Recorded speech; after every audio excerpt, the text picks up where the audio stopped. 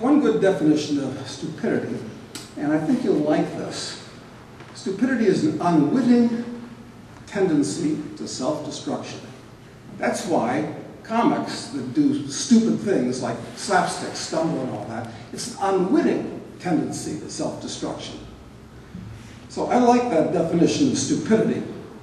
And I'll give you another definition, which I think is quite good.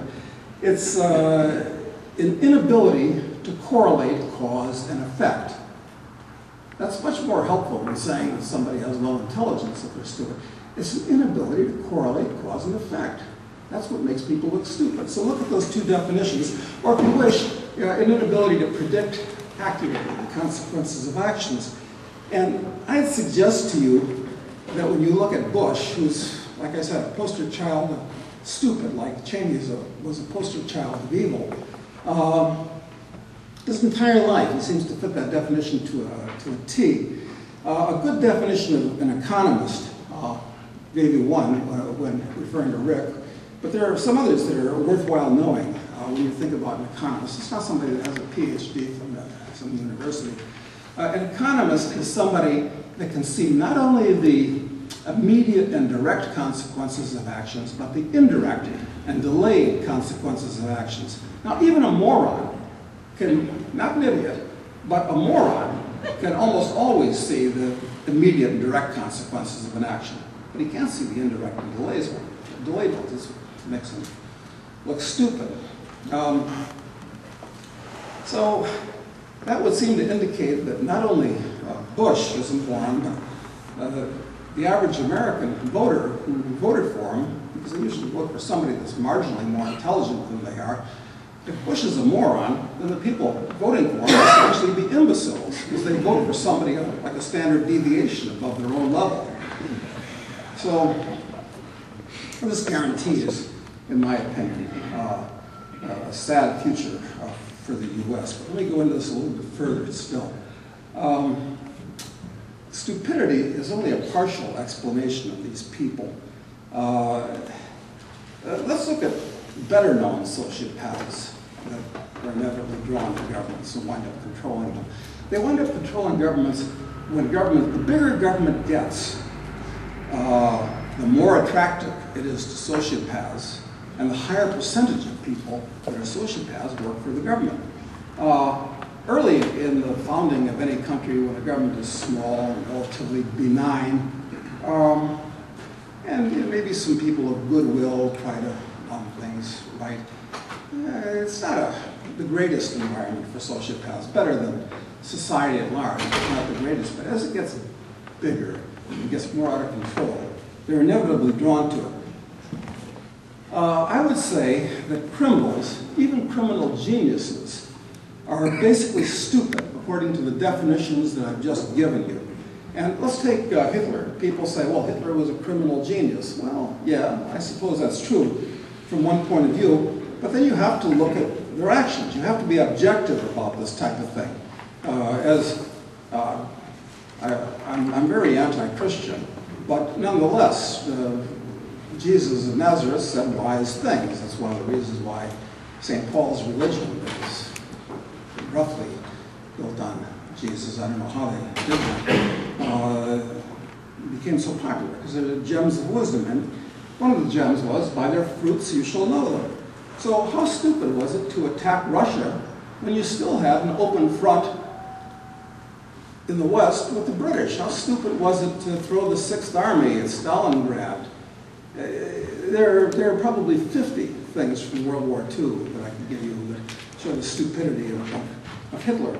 Well, how about Stalin? Maybe he was a genius since he was able to beat Hitler, but I'd say that he was a sociopath, and like all sociopaths, he was actually stupid. Not just evil, but stupid.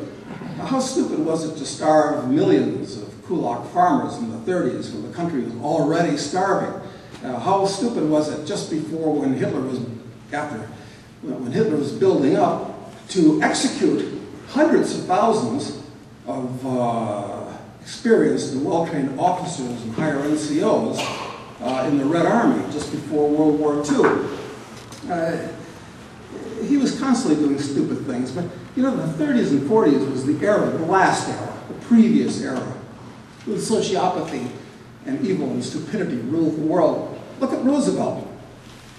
Americans look at him as being a genius to save the economy from the Great Depression. Of course, that's an incredible lie and inaccurate. How stupid was it of him to pour milk in the gutter when people were starving because of his actions, slaughter livestock when people were starving because of his actions, making it worse, burdening the economy with taxes and regulations at the bottom of the Depression and so forth.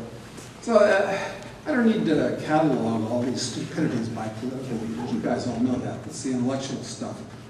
But here's the point I want to make.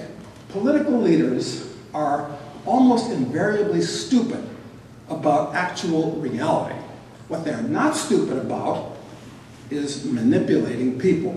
Getting back to what I said about the two types of people, manipulating reality and manipulating other people. So that's where people get confused. They're geniuses at the one, manipulating people, but very stupid about reality. Now, let me talk a little bit about evil. And we talked a little bit about stupidity, because they are like fraternal twins, actually.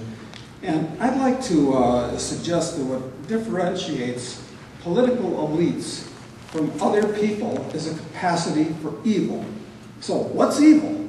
Evil is the intentional commission of acts that are cruel or unjust.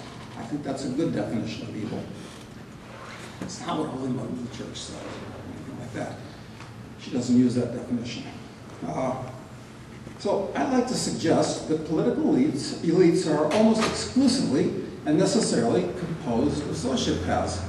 And it's not that they just aren't normal human beings. I'll go back to what I said before. I'd say that they're barely even human.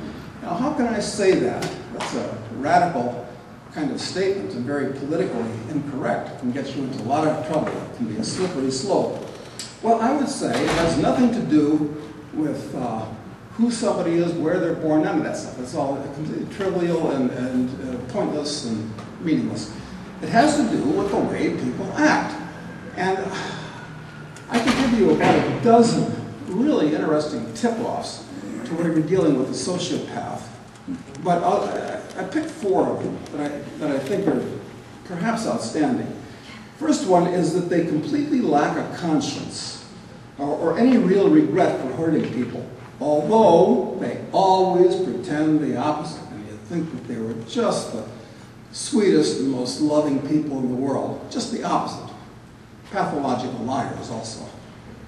Second thing, in addition to not having a conscience, is they always put their own desires and wants on a totally different level from those of other people. They truly believe that the end justifies the means, although they always pretend the opposite, because they're liars. Three, they consider themselves superior to everybody else because they aren't burdened by these emotions and ethics that other people might be burdened by. That makes them extremely arrogant, although they pretend the opposite because they're liars.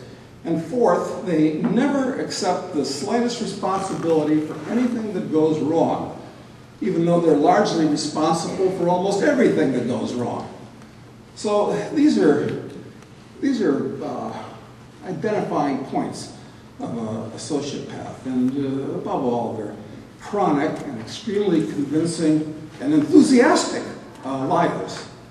And that means that they're not easy to spot because they don't look like Whibley Snidelash with a mustache and all this type of thing.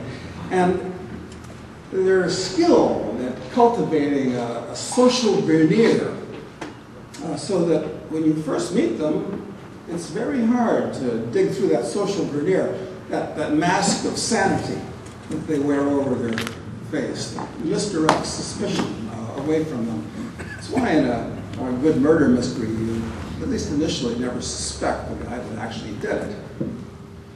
It's always the guy you don't suspect, it seems. So, real humans have a conscience. They feel genuine remorse if they do something wrong. It's kind of interesting to me that in the so-called criminal justice system, the judge always wants the guy to show remorse. And it's usually just a bullshit act and all that. Of course he's going to show remorse because he knows that's what the judge wants.